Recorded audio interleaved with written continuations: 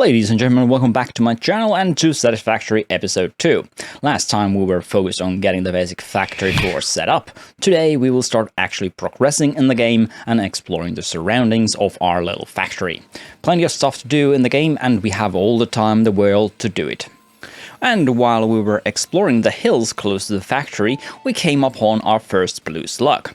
The first one will be wasted on research, but the rest will be turned into power shards and we can use those to overclock our factories.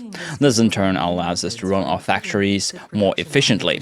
So always keep your eye out for these. As you explore the world, you can come upon different resources. By digging them out and then researching them in the MAM, you can open up new tech.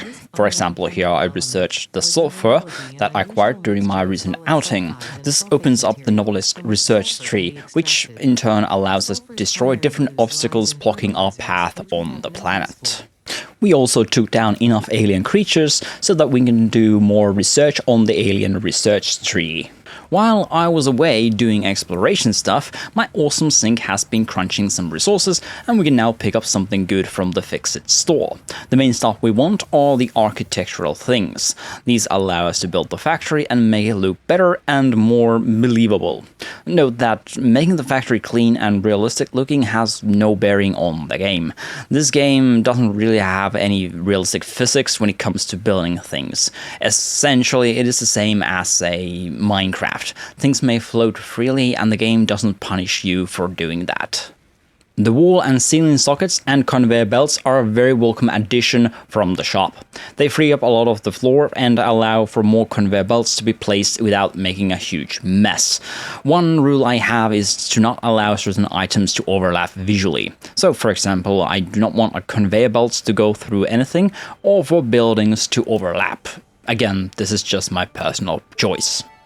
Here you can see how the plans for the different floors are slowly coming together. The ground floor will have the energy production, the smelters and all the copper production. The second floor will house the constructors and all the ingots will be transported there. Storage will also be on this level eventually.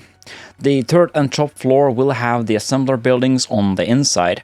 The roof will house the hub, the awesome sink and all hand building equipment. I will also place the space elevator on the roof on the southern edge of the first factory.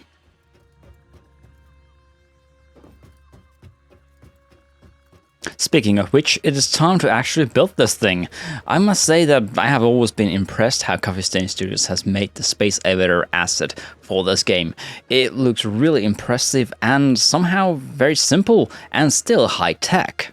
Just look at that animation. I still enjoy watching this even after building this thing several times already.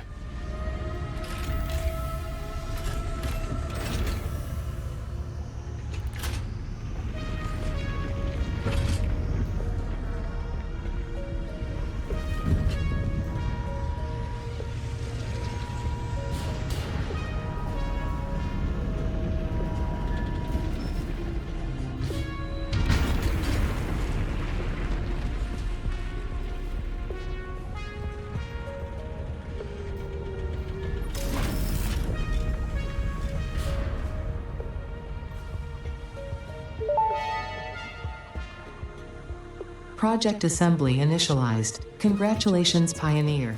While building the factory, we have also managed to construct the 50 smart plates we need for the phase 1.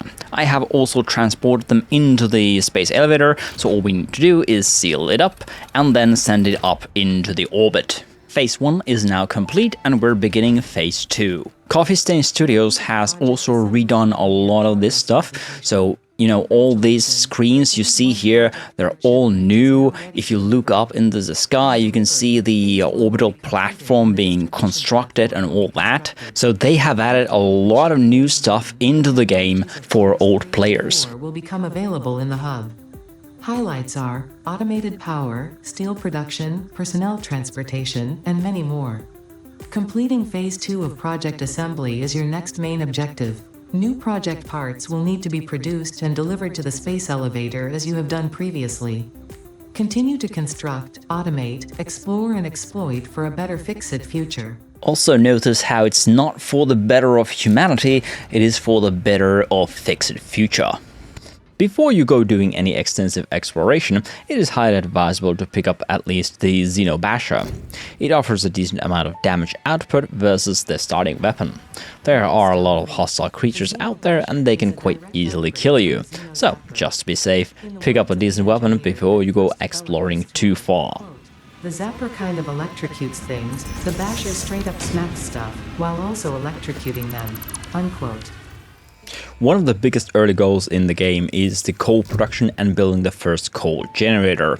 This will allow you to stop using the biomass burners and you can just leave your factories working on their own as they can now be fully automated. Thus there is very little player interaction needed for the day-to-day functionality of your factories. Which means that you can fully commit yourself to exploration and building new factories to increase the productivity of your game. Just be careful, it is very easy to build too fast and end up in a situation where you run out of power. To test if something is water, try touching it. If it is not solid and does not corrode your suit, it is probably water.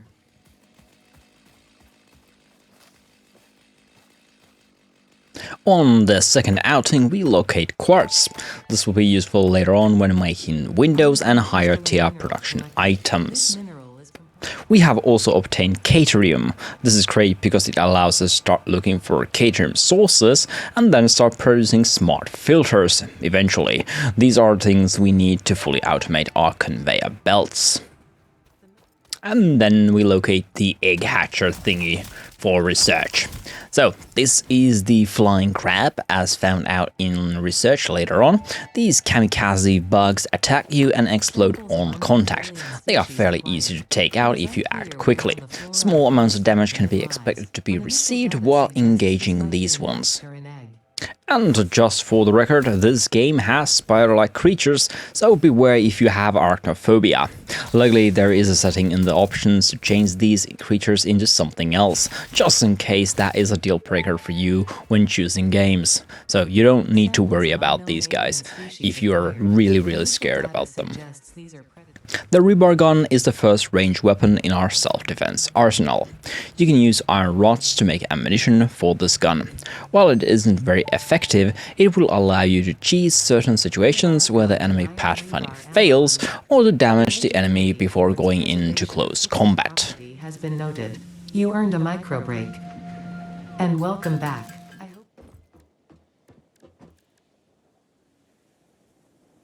In the west, we have the coal production area. This place has 4 coal nodes of normal quality, 1 iron and copper node of normal quality, and there's also a cave system in here that gives us access to quartz when we choose to tap into that. I have already built a skybridge that leads in here. Now, this is old footage and I don't want to get into too much detail about the skybridge as I have already teared it down and built a new, better one on its place. The old one was 3 tiles wide, had no lighting or customized textures.